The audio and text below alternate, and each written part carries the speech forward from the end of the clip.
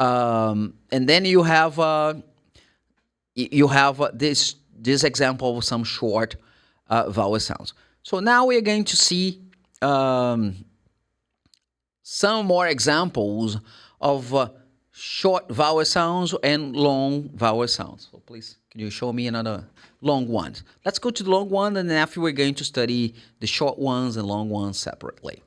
Here you have, this is the other one, please. So that's it. So here we have the long vowel sounds.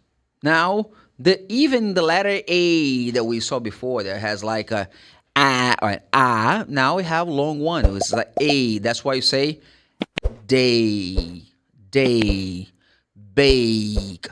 No, so it's like with A like this. So this is the long vowel sound.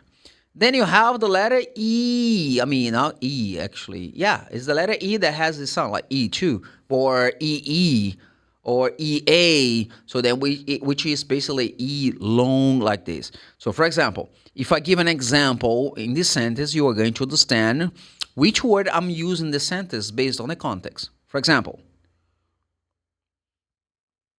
I need to go to the sea to see the sea.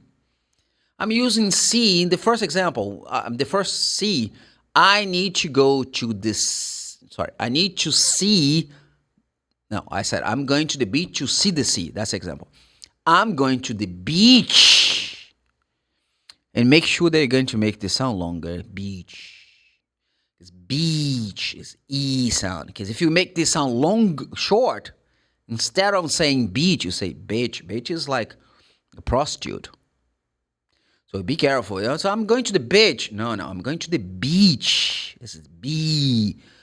To see the sea, like the ocean, the beach. That's it. So you have to be careful with the sound. So that's why I always say that you need to make sure that you know the difference between the short and long ones. So you have the E that's long, and you have the I as in time. Because the letter I can have the short one, which is E, like sit, as I said before, and also the sound I, time. So this is, and then there's another thing. This is a diphthong. This is important to say that it's a diphthong. You have a combination of two vowels or a same vowel and a vowel, and that's it. And you have the other one, which is long, like O for O, the letter O. Remember, you have the short one, which is O, like a off,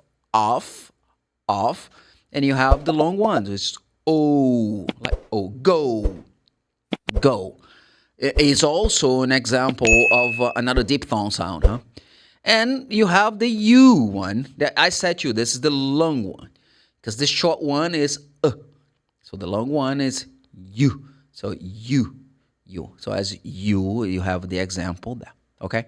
So let's see some more ways. So the next one we're going to see it. Some more ways that you can use the vowel sound, as you said. Here, there is one that people are not so familiar with that we call it Schwa sound. The Schwa sound normally is unstressed vowel sound, like sofa. So you say sofa. This is the Schwa sound, sofa. So people, it's very common to hear this Schwa sound, but people don't understand what Schwa is. It's normally it's unstressed vowel sound. The other one is the sound of, for example, the word, car. I have something to tell about this word because it depends on where you are. This R can be highlighted, pronounced, or not. Highlightly pronounced or not. Like if you were in the States, people are going to pronounce the R like R. This is the sound like. In this case, they say, I have a car. Okay, another thing. I have a car. Yeah, Fabio, that's interesting. But this sentence, I think I heard someone say, I have a car. Which one is the correct way to say it? I have a car or I have a car? Both of them. You can say I have a car or I have a car. It doesn't matter. They use the same way. But what I want to call your attention to is that for British people, this R sound is not sounded like American way, like No, it's open. Ka. They don't pronounce it's like car, like you have the month that we are now. Now we were before October. This is American. November, December. This is British. They normally have this open sound, but it doesn't matter. You can really pronounce either ways. People can understand. Well, when it comes to date, we need to know the way we represent, but the pronunciation is pretty much, it's pretty much different, but they understand.